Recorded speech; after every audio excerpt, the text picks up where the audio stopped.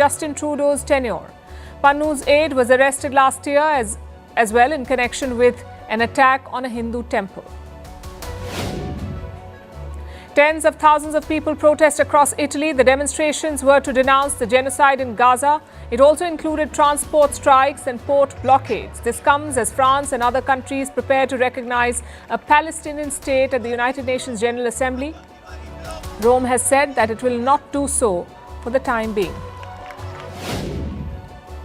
North Korean leader Kim Jong-un says he has, and I'm quoting, he has fond memories of Donald Trump and is open to future talks with the US, but only if he can keep his nuclear arsenal. During Trump's first term, Kim met him thrice, but talks collapsed in 2019 over Pyongyang's atomic weapons. Super Typhoon Ragasa lashes northern Philippines, triggering storm alerts across East and Southeast Asia. Schools and offices have been closed across Manila and Luzon. The typhoon is now on a collision course with southern China. Taiwan and Hong Kong are also on high alert. And Egypt's president pardons a prominent activist who has been in jail since 2019. The British Egyptian national was a leading figure in the 2011 uprising. His mother had recently ended a 10-month hunger strike demanding his release.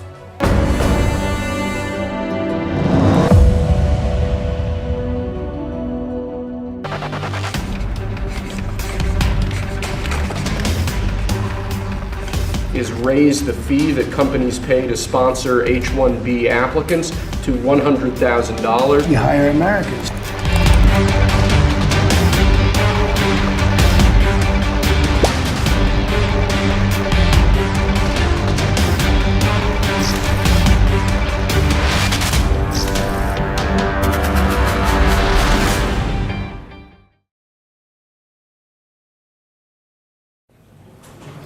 Donald Trump has widened his trade war with India. So far, it was limited to goods, but now Trump is expanding it to services. His target, the crucial H-1B visa program.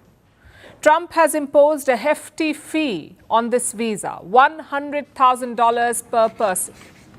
That is the fee, $100,000 per person. That's around 88 lakh Indian rupees. And this could be a big blow to the Indian services sector, especially the IT industry. An industry that is worth more than $250 billion. The question is, why is Trump targeting the H-1B? Who will it impact? And how is India reacting? As you may know, the H-1B is a special type of US visa. It allows American companies to hire immigrant workers, specifically skilled workers, maybe IT professionals or surgeons or financial experts. This visa system was created in the 1990s. Today, it offers up to 85,000 visas per year, 85,000 H-1B visas issued every year.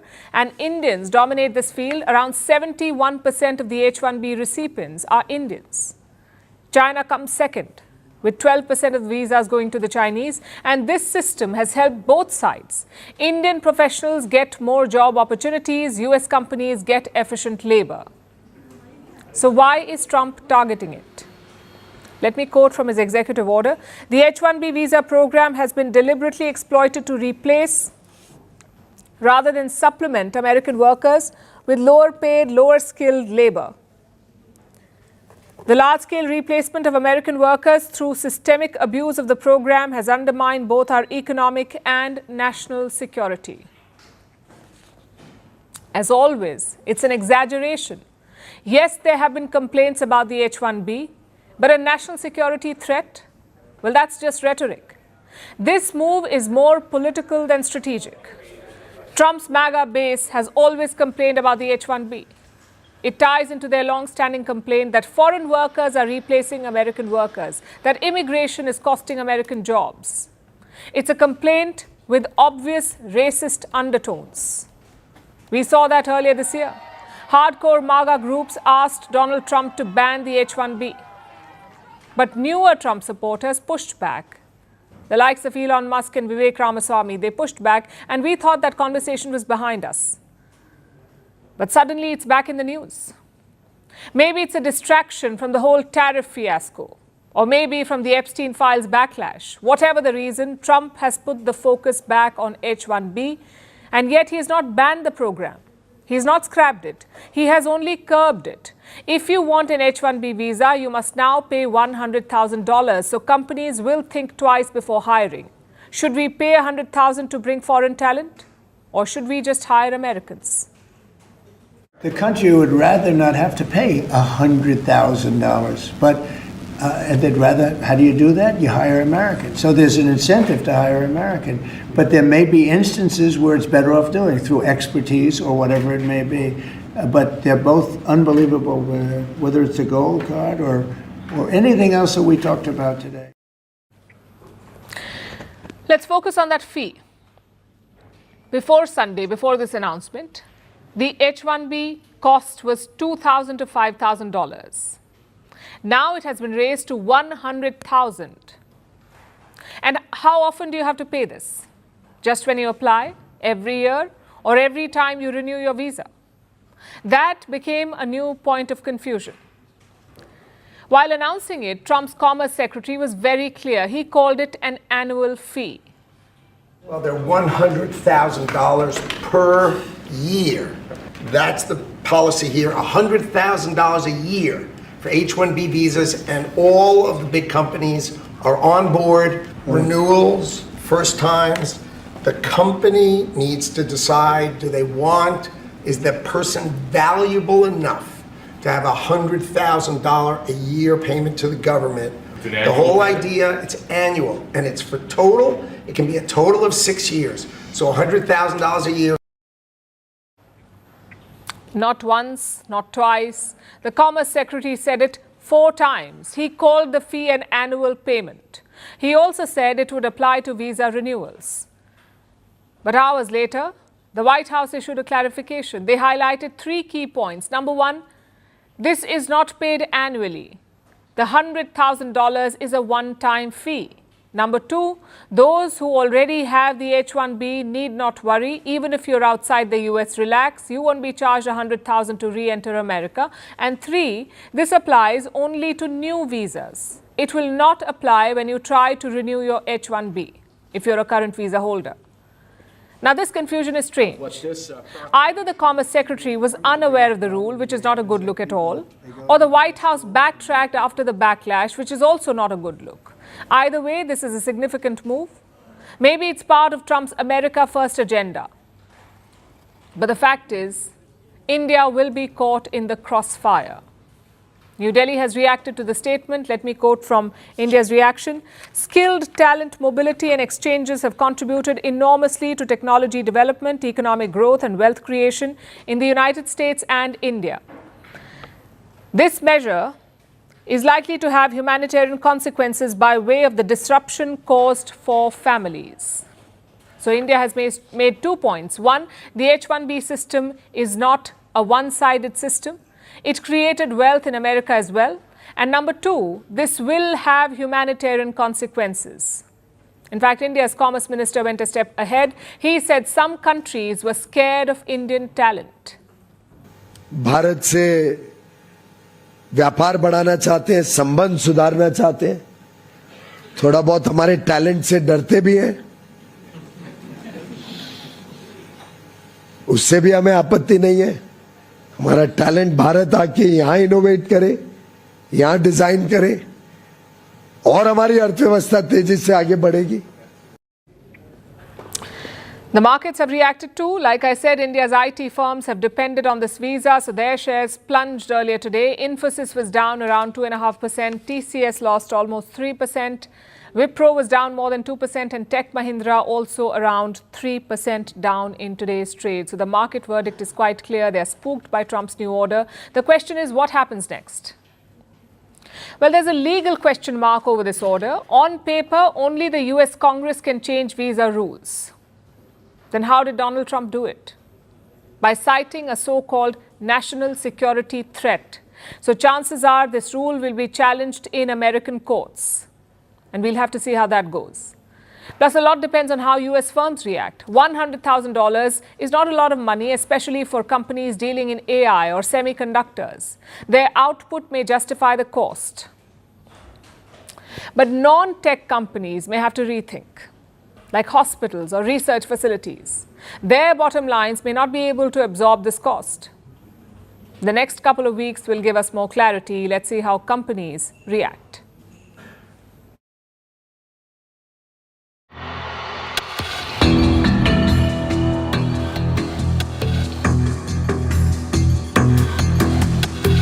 Ladies and gentlemen, the Cabinet speaking due to the current circumstances. Obviously, they're unprecedented. One of the biggest problems we have is that people get great marks and then they're thrown out of the country. You're not allowed to stay.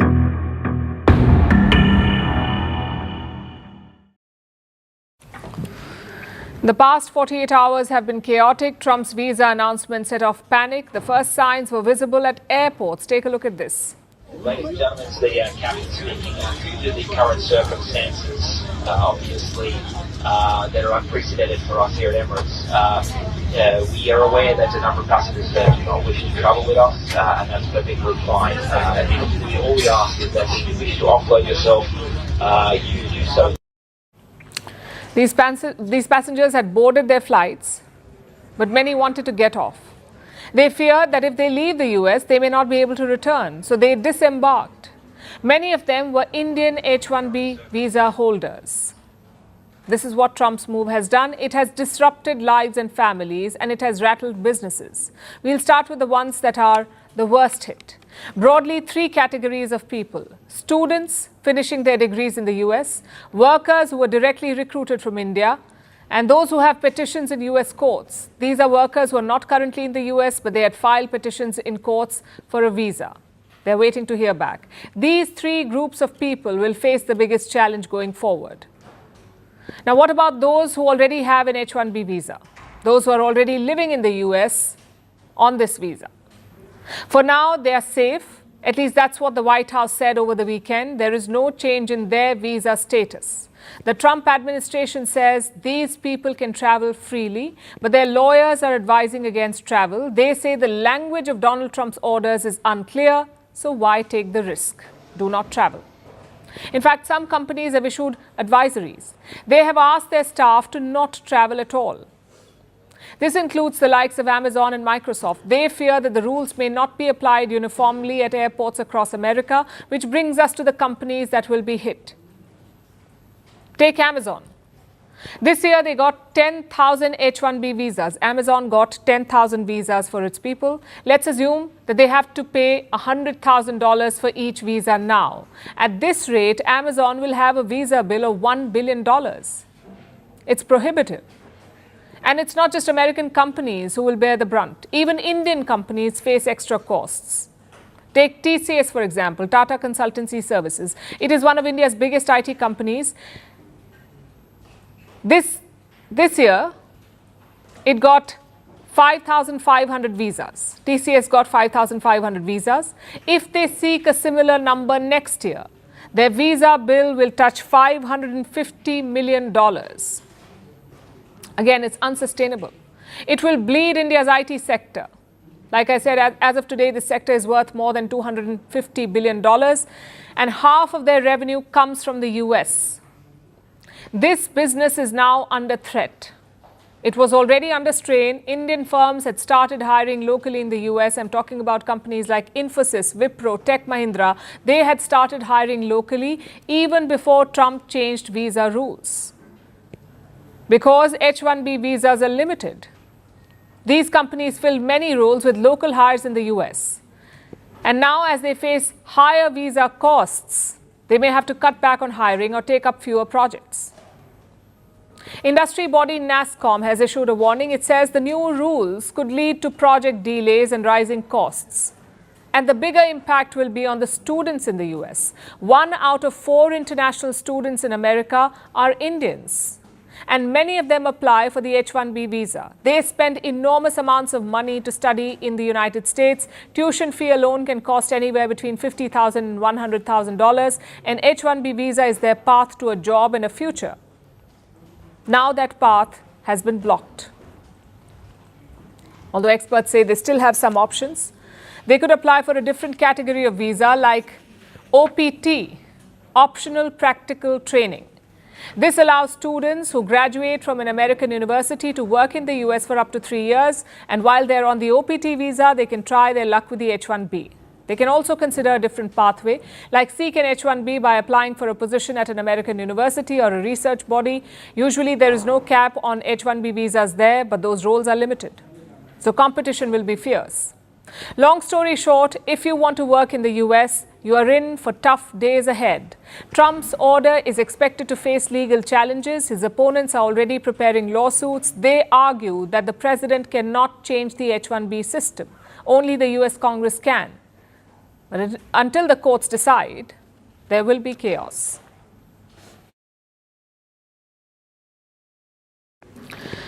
For most of the last century, the US did not just attract talent, it hoarded it.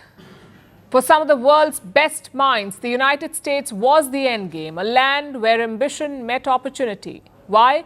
Because the land of immigrants sold one dream: come here, work hard, and make history, no strings attached. But today, that dream is starting to look a little frayed. Washington is demanding a $100,000 ticket just to get into the door. We've just told you about it. And while the US sees foreign talent as a threat, other countries see an opening. I'm talking about Europe, the UK, China. The Chinese have introduced a new visa category, the K visa. What's a K visa? You could call it China's H-1B. It is aimed at attracting young and talented professionals, especially in the field of STEM. That's science, technology, engineering, and mathematics, STEM. This new visa, the K visa, was approved in August. The system will come into effect on the 1st of October. And who can apply? China says, and I'm quoting, "It is open to foreign, young, scientific, and technological talent." And here's what it promises. Number one, flexibility. It allows multiple entries, longer stay, and a provision to extend the duration of your stay. Number two, applicants do not need a Chinese employer or entity. Number three, visa holders can take part in business activities. They can be entrepreneurs. They can also take part in scientific exchanges. So Beijing's pitch is clear: skip the drama, pack your bags, and we'll give you ample opportunities. Of course, they're not the only ones doing this. The UK has a different strategy. It is abolishing visa fees. Prime Minister Keir Starmer is looking at some proposals. The plan is to scrap visa fee for top global talent. Starmer has set up something called the Global Talent Task Force. And this is the team working on the project. The UK wants the world's best scientists, academics, and digital experts to help them drive economic growth. Meanwhile, the Europeans are doing their own thing. For example, Germany has the EU Blue Card. It's a smooth, flexible pathway for highly skilled professionals. Finland offers a skilled worker permit. This too comes with fast-track approvals. Portugal has its own highly skilled visa. It is quick, flexible, and easy to get started. So different countries, different structures, but the same aim: attract the best talent from all over the world. This is how America was built. America's modern identity was shaped by imported talent. Look at their crown jewels: Google, Microsoft, IBM, all led by CEOs of Indian origin. Indian doctors make up nearly 6% of the US physician workforce. Foreign-born researchers, well, they drive patents, startups, and the very engine of Silicon Valley. So the H-1B pipeline was never just a visa category. It was the artery that kept America's innovation economy alive. But Washington is now singing a different tune. Its official line is familiar: protect American workers and stop wage undercutting. But the world does not work in isolation anymore. Every government knows this. Brains are the new oil. They fuel economies and industries. If one country blocks the path, another builds a highway. The US once built an empire of innovation by welcoming the world's best, by selling the American dream. Today, it risks building walls at a time when talent has more options than ever. So here's the question. With this prohibitive price tag, can America still sell the dream? Or will it now come with a Made in China label?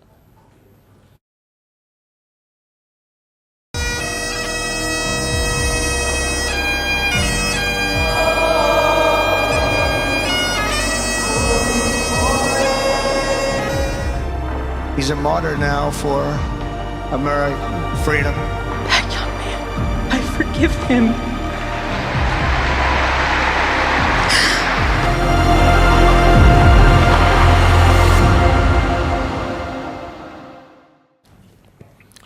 Memorials are supposed to be somber.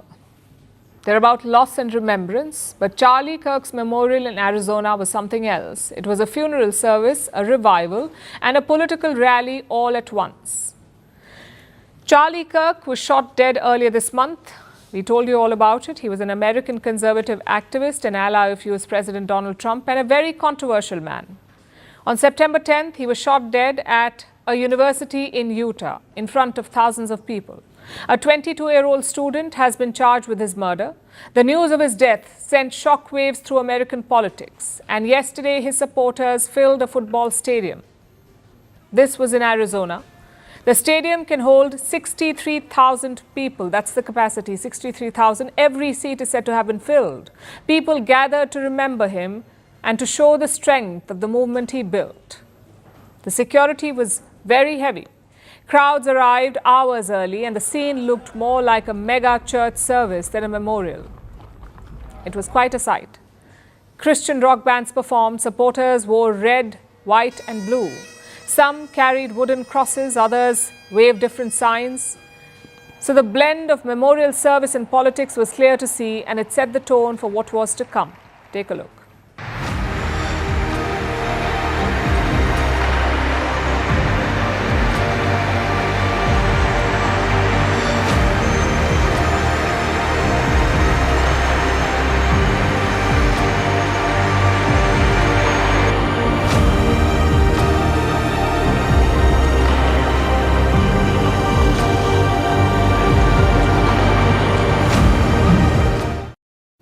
That was not enough. There were speeches. Several allies of Donald Trump spoke, and in the end, the US president delivered his remarks. He called Charlie Kirk a quote-unquote martyr for American freedom, and he promised to award him the Presidential Medal of Freedom. Trump also blamed the so-called radical left for Charlie Kirk's murder. Listen in. America is a nation in grief, a nation in shock, and a nation in mourning. Less than 2 weeks ago, our country was robbed of one of the brightest lights of our times, a giant of his generation, and above all, a devoted husband, father, son, Christian, and patriot. Charles James Kirk. He's a martyr now for American freedom.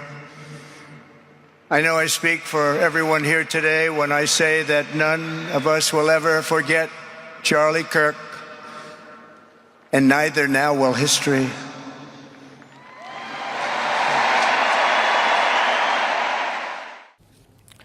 Trump's words made the memorial a partisan event. It was less about grief and more about shaping a political message. And yet, amid the rhetoric came a quieter moment. The president and Charlie Kirk's wife, Erica, embraced each other on stage.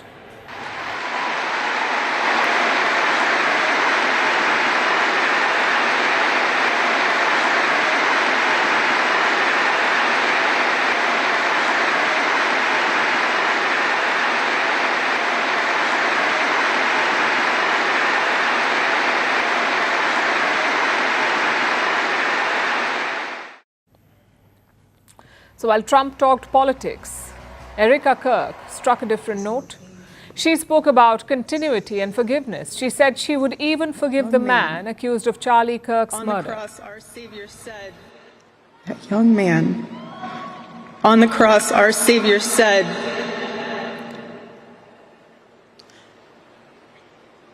Father, forgive them, for they not know what they do. That man, that young man, I forgive him.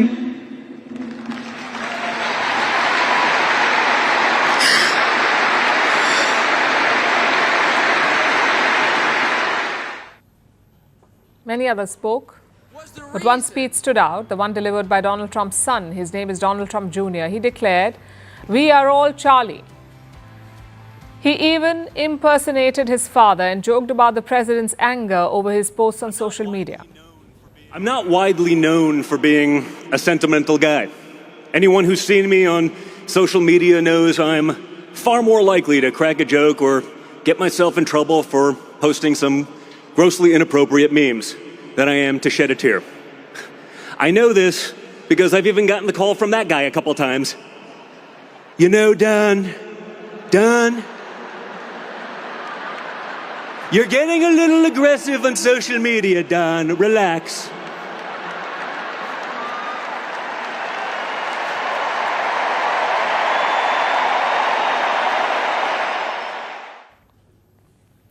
Another highlight was the attendance of Elon Musk, the billionaire CEO who once worked with the Trump administration. Yesterday, he was seated right next to Donald Trump. It was their first public appearance together since their very public breakup. Earlier this year, they traded barbs, but this time they shook hands and talked. Musk later posted a photo with the caption, "For Charlie." The image stood out because it looked like a public truce. Whether that lasts is another question altogether. Meanwhile, beyond the politics inside the stadium, the legal process goes on. Tyler Robinson, the 22-year-old suspect, has been charged with murder. Prosecutors say that they will seek the death penalty. The courts will decide his fate, but the political story is moving faster than the legal one. Charlie Kirk left behind a legacy that still divides America. To his supporters, he's a martyr. To his critics, he was a voice of hate. And his memorial service captured that divide. A funeral, a religious revival, and a political rally all at once. It meant different things to different people.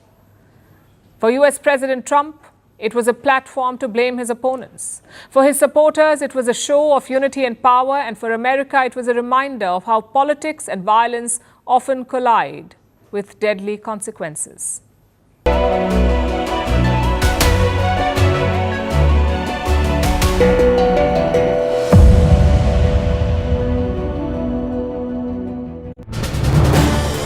This is News 18 Network.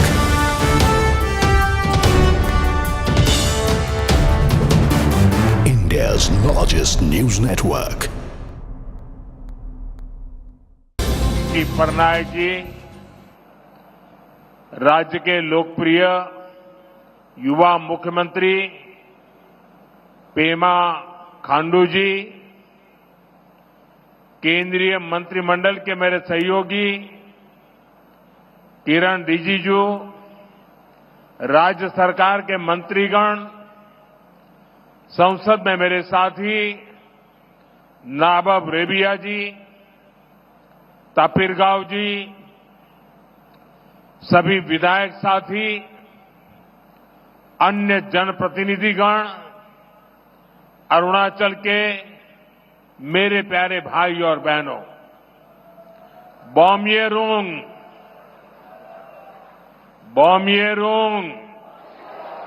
दोनी पोलो, सर्वशक्तिमान दोनी पोलो हम सबको आशीर्वाद दे। साथियों, helipad से यहां इस मैदान तक आना, रास्ते में इतने सारे लोगों से मिलना, बच्चों के हाथों में तिरंगा, बेटे बेटियों के हाथों में तिरंगा, अरुणाचल का ये आदर सत्कार गौरव से भर देता है। और ये स्वागत इतना जबरदस्त था कि मुझे पहुंचने में भी देरी हो गई, और इसलिए भी मैं आप सबकी क्षमा मांगता हूं। अरुणाचल की ये भूमि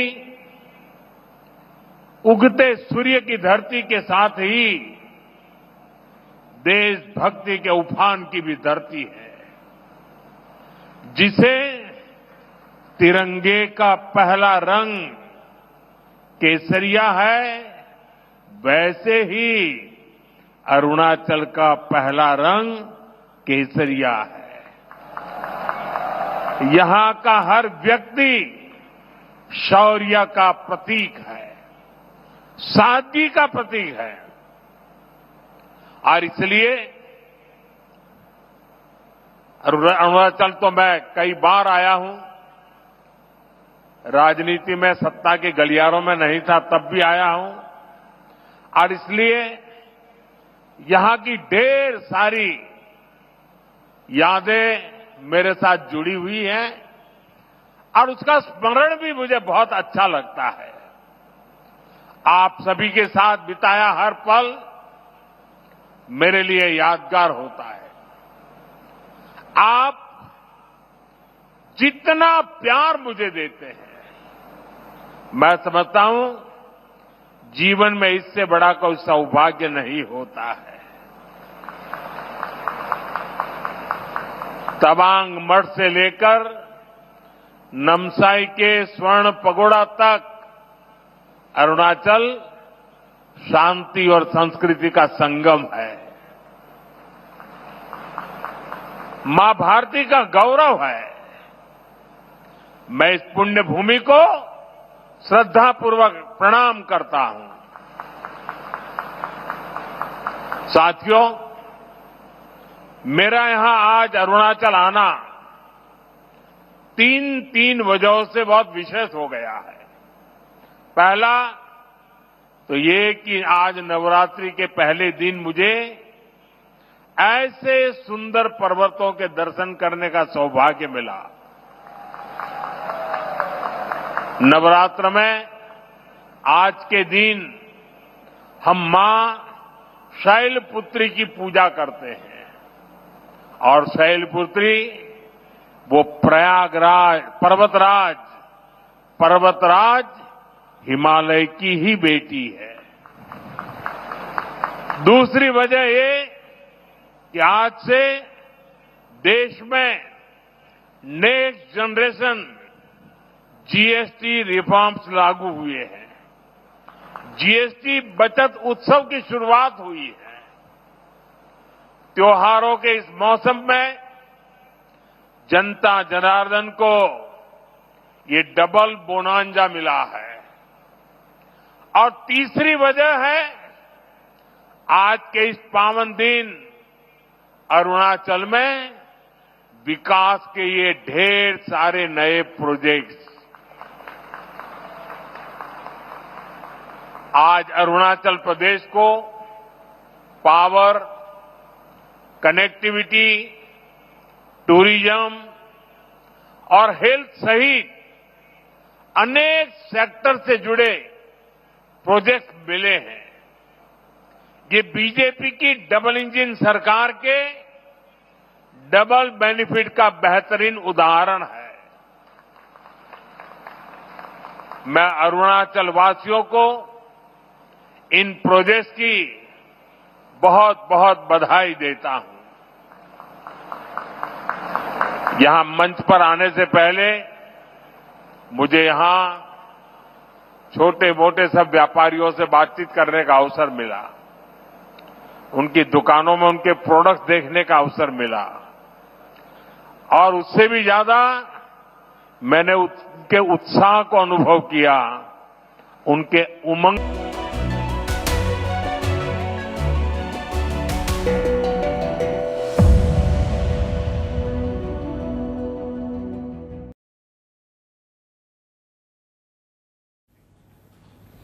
Now to India, where the big headline is the tax reform, the new goods and services tax or GST regime. It has taken effect today. Taxes on 375 items have been reduced. Many businesses have announced price cuts. Others are offering more value for the same price.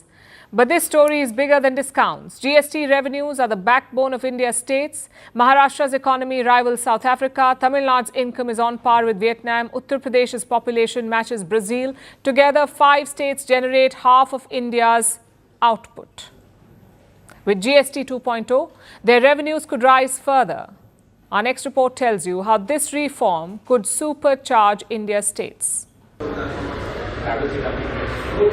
The new GST has rolled out today. GST 2.0 is now in effect across India. Rates have been cut on more than 375 everyday goods. From food items to household products, prices are set to fall. The Finance Ministry has directed companies to pass on the full benefit. And GST officers will monitor monthly price changes.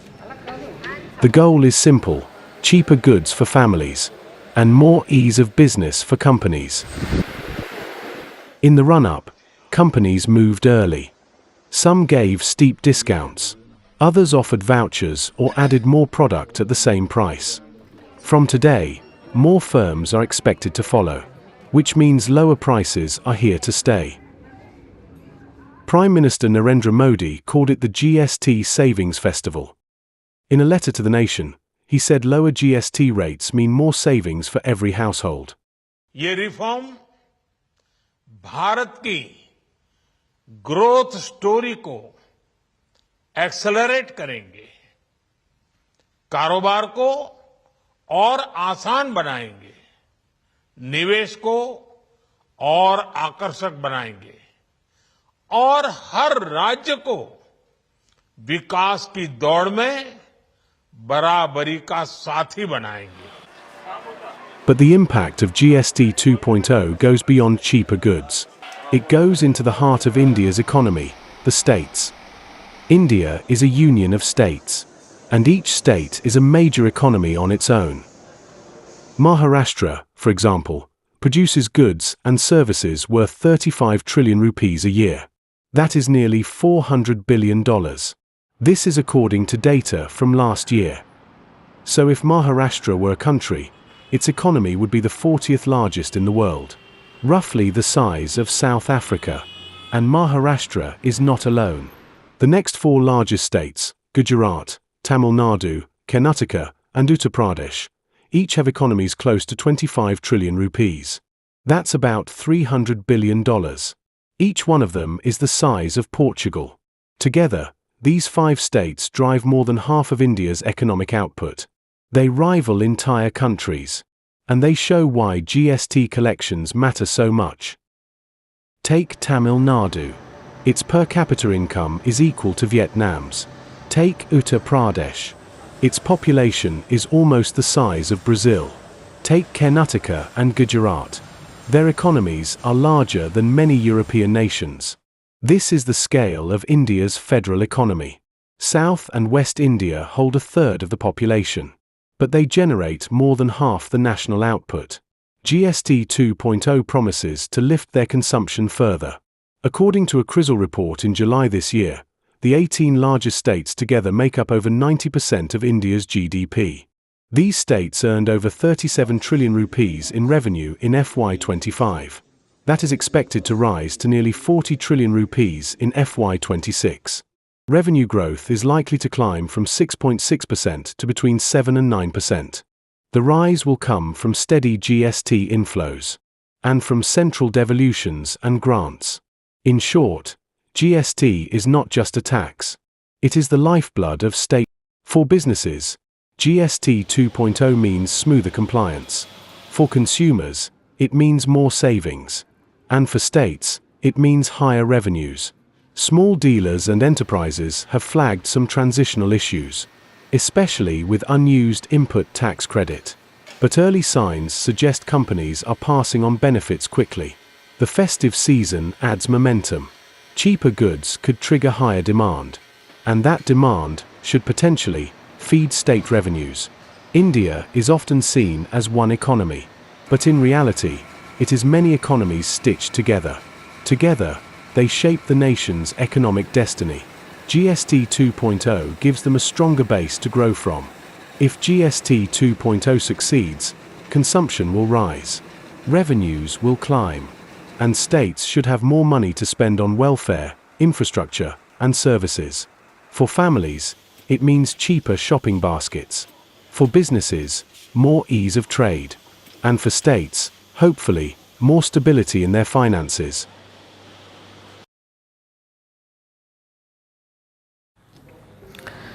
Imagine a kid tapping the glass of a fish tank.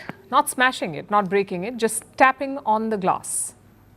The fish dart around, confused.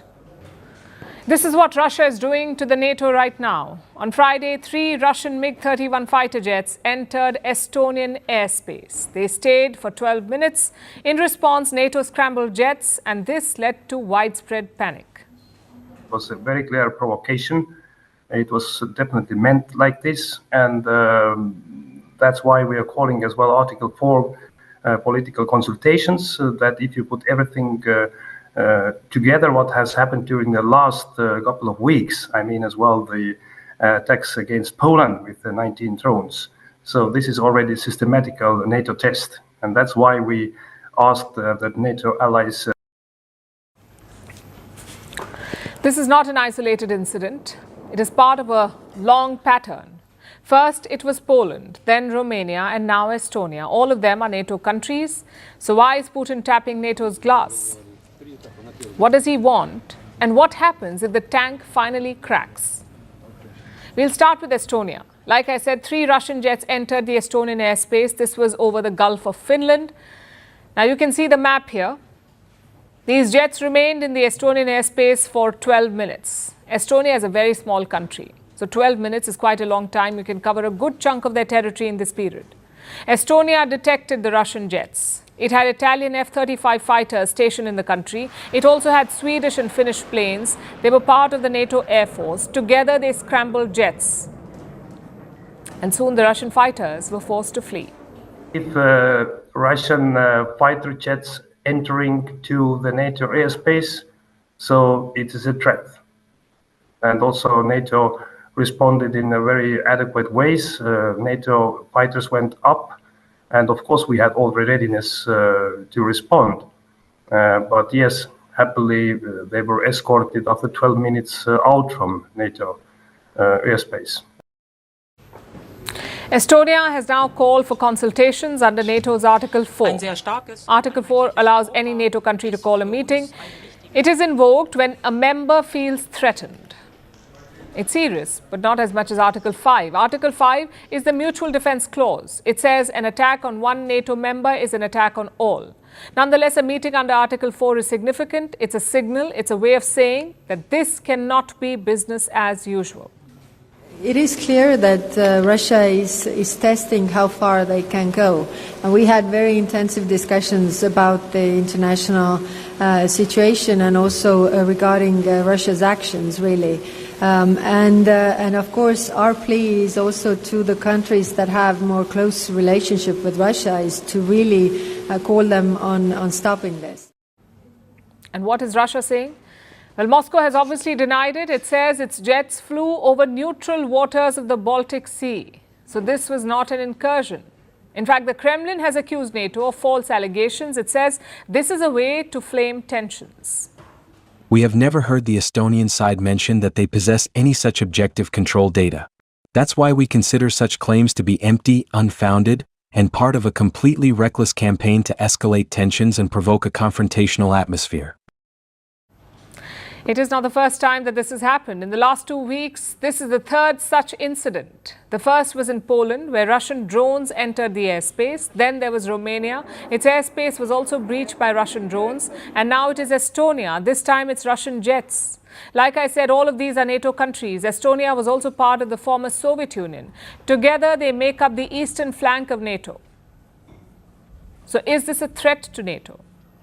The US president was asked about it. He said, he doesn't love it. Russian jets entered Estonia's airspace today for 12 minutes. Do you see that as a threat to NATO? Well, I'm going to have to look at it. They're going to be briefing me in a short while, so I'll let you know about it tonight or tomorrow. What's your take in general? Just being I don't love it. I don't love it. I don't like it when that happens. It could be big trouble, but I'll let you know later. They're going to brief me in about an hour. So why is Russia poking NATO? Well, it is classic psychological pressure. Romania and Estonia are among NATO's smallest states. They're already rattled by the war in Ukraine. So this builds more pressure on them. It keeps these countries on their toes and it keeps NATO in panic mode. And that's the point of this. Vladimir Putin is not looking to start World War III with a single jet or drone. He's looking to tap the glass. He wants to see the fish scatter, to measure how quickly NATO moves, how strongly it responds, and how united it really is. And what will NATO do? The UN Security Council is meeting over this. Meanwhile, Poland has issued a strict warning. It will shoot down any flying object that violates its airspace. France has deployed 3 Rafale jets. They will protect the Polish airspace. So NATO is acting. But NATO is also walking a tightrope. If it responds too lightly, Putin gains confidence. If it overreacts, the risk of escalation skyrockets. And that is the dilemma. Russia's taps on the glass will keep coming. The only unknown is how long before one of them hits hard enough to crack the tank.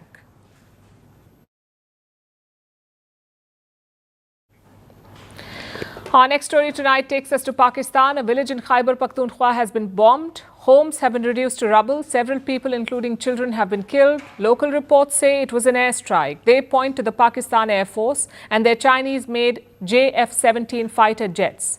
They say the Air Force jets dropped Chinese bombs, but the police give a different version. They say it was not an airstrike. It was the Pakistani Taliban. Their explosives detonated inside a compound. Meanwhile, Islamabad remains silent. Opposition leaders say the military is responsible. Hundreds are protesting in the province of Khyber Pakhtunkhwa, and the Human Rights Commission is calling for an inquiry. Our next report has more. They woke to the sounds of bombs. A village in Pakistan's Khyber Pakhtunkhwa was blown apart at 2 a.m. Houses flattened, many children killed in their sleep. Local reports say Pakistani fighter jets struck Matridhara. The village lies in the Tira Valley. Reports say the Pakistan Air Force used JF-17 jets. They allegedly dropped Chinese-made LS-6 bombs, 8 bombs in total. The blasts ripped through the village in the valley. Some accounts put the toll at around 30 dead, all civilians. But officials told a very different story. Reports suggest that the police claimed there was no airstrike. They said a stock of bomb-making material exploded inside a compound. According to that version, 2 Pakistani Taliban commanders had set up the hideout. Police reportedly said the compound was used to make roadside bombs. That account said 24 people died. It included 14 militants and at least 10 civilians. And yet the Pakistani military and government remain silent. Meanwhile, opposition leaders in Khyber Pakhtunkhwa spoke out. One parliamentarian said security forces carried out the shelling. Another called it an attack on unarmed civilians.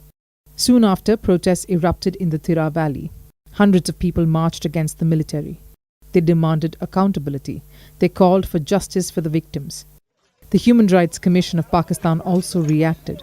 It said it was deeply shocked. It called for an impartial inquiry. But Pakistan's crackdowns in Khyber Pakhtunkhwa are nothing new. The province has long been targeted for military action against the Pakistani Taliban. According to the United Nations Security Council, the Pakistani Taliban is an alliance of formerly disparate militant groups that came together in 2007. It emerged after Islamabad's operations against Al-Qaeda-linked fighters. And this incident is not an isolated one. Khyber Pakhtunkhwa has become Pakistan's frontline. The province allegedly recorded over 600 attacks in the first 8 months of 2025. At least 138 civilians have been killed. More than 350 have been injured. This month, the Pakistani Taliban ambushed Pakistani troops in South Waziristan. Unable to contain the violence, Pakistan has turned the blame on Afghanistan. Islamabad says Kabul shelters the Pakistani Taliban. The Taliban regime denies this. It says Pakistan's problems are of its own making. In the end, it is ordinary villagers who are trapped between militants who hide in their homes and a military that bombs without warning. Pakistan's own provinces are under siege. The same groups it once backed are striking its soldiers, and its answer appears to be aerial bombing of its own people. The facts remain disputed: airstrike or accident, civilians or militants. But one thing is clear: Pakistan's conflict in Khyber Pakhtunkhwa is spiraling, and its people are paying the price.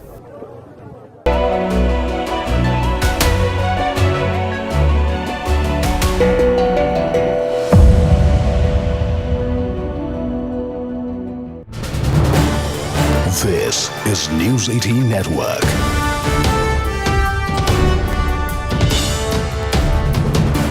India's largest news network. Patnaik ji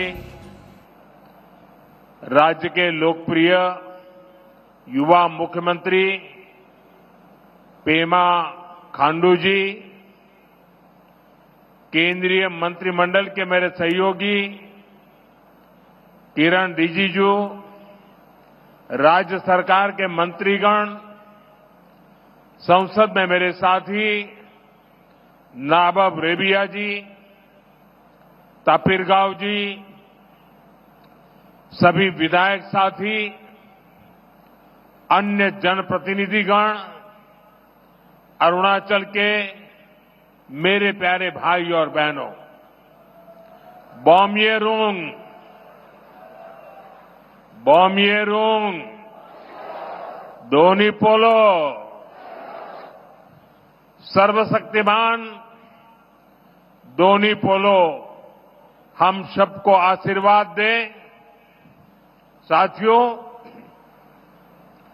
helipad से यहां इस मैदान तक आना, रास्ते में इतने सारे लोगों से मिलना, बच्चों के हाथों में तिरंगा, बेटे बेटियों के हाथों में तिरंगा, अरुणाचल का ये आदर सत्कार गौरव से भर देता है। और ये स्वागत इतना जबरदस्त था कि मुझे पहुंचने में भी देरी हो गई, और इसलिए भी मैं आप सबकी क्षमा मांगता हूं। अरुणाचल की ये भूमि उगते सूर्य की धरती के साथ ही देशभक्ति के उफान की भी धरती है, जिसे तिरंगे का पहला रंग केसरिया है, वैसे ही अरुणाचल का पहला रंग केसरिया है। यहां का हर व्यक्ति शौर्य का प्रतीक है, सादगी का प्रतीक है, और इसलिए अरुणाचल तो मैं कई बार आया हूं, राजनीति में सत्ता के गलियारों में नहीं था तब भी आया हूं, और इसलिए यहां की ढेर सारी यादें मेरे साथ जुड़ी हुई हैं, और उसका स्मरण भी मुझे बहुत अच्छा लगता है। आप सभी के साथ बिताया हर पल मेरे लिए यादगार होता है। आप जितना प्यार मुझे देते हैं, मैं समझता हूं जीवन में इससे बड़ा कोई सौभाग्य नहीं होता है। तवांग मठ से लेकर नमसाई के स्वर्ण पगोड़ा तक अरुणाचल शांति और संस्कृति का संगम है, मां भारती का गौरव है। मैं इस पुण्य भूमि को श्रद्धापूर्वक प्रणाम करता हूं। साथियों, मेरा यहां आज अरुणाचल आना तीन वजहों से बहुत विशेष हो गया है। पहला तो ये कि आज नवरात्रि के पहले दिन मुझे ऐसे सुंदर पर्वतों के दर्शन करने का सौभाग्य मिला। नवरात्र में आज के दिन हम मां शैलपुत्री की पूजा करते हैं, और शैलपुत्री वो प्रयागराज पर्वतराज हिमालय की ही बेटी है। दूसरी वजह ये कि आज से देश में नेक्स्ट जनरेशन जीएसटी रिफॉर्म्स लागू हुए हैं। जीएसटी बचत उत्सव की शुरुआत हुई है। त्योहारों के इस मौसम में जनता जनार्दन को ये डबल बोनांजा मिला है। और तीसरी वजह है आज के इस पावन दिन अरुणाचल में विकास के ये ढेर सारे नए प्रोजेक्ट्स। आज अरुणाचल प्रदेश को पावर, कनेक्टिविटी, टूरिज्म और हेल्थ सहित अनेक सेक्टर से जुड़े प्रोजेक्ट मिले हैं। ये बीजेपी की डबल इंजन सरकार के डबल बेनिफिट का बेहतरीन उदाहरण है। मैं अरुणाचल वासियों को इन प्रोजेक्ट्स की बहुत बहुत बधाई देता हूं। यहां मंच पर आने से पहले मुझे यहां छोटे मोटे सब व्यापारियों से बातचीत करने का अवसर मिला, उनकी दुकानों में उनके प्रोडक्ट्स देखने का अवसर मिला, और उससे भी ज्यादा मैंने उनके उत्साह को अनुभव किया, उनके उमंग को अनुभव किया।